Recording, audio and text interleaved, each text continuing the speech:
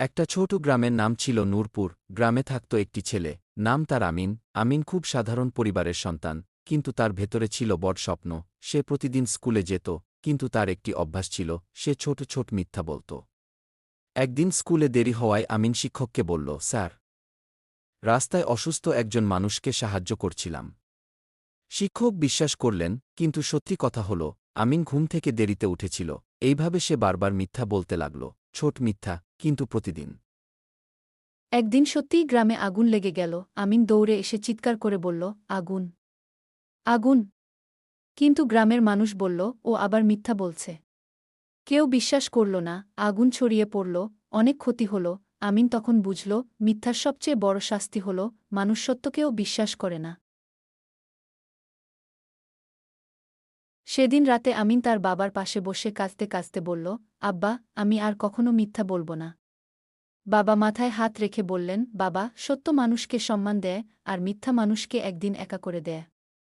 আমিন সিদ্ধান্ত নিল, যাই হোক, সে শুধু সত্য বলবে। দিন যেতে লাগল, আমিন সত্যবাদী হতে শুরু করল।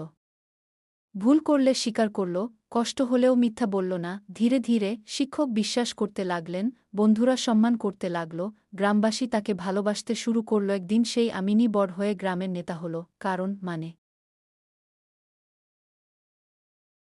একটা ছোট গ্রামের নাম ছিল নূরপুর। গ্রামে থাকত একটি ছেলে, নাম তার আমিন। আমিন খুব সাধারণ পরিবারের সন্তান, কিন্তু তার ভেতরে ছিল বড় স্বপ্ন। সে প্রতিদিন স্কুলে যেত, কিন্তু তার একটি অভ্যাস ছিল, সে ছোট ছোট মিথ্যা বলত।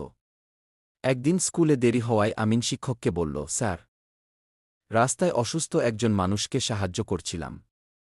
শিক্ষক বিশ্বাস করলেন, কিন্তু সত্যি কথা হল, আমিন ঘুম থেকে দেরিতে উঠেছিল। এইভাবে সে বারবার মিথ্যা বলতে লাগল, ছোট মিথ্যা, কিন্তু প্রতিদিন।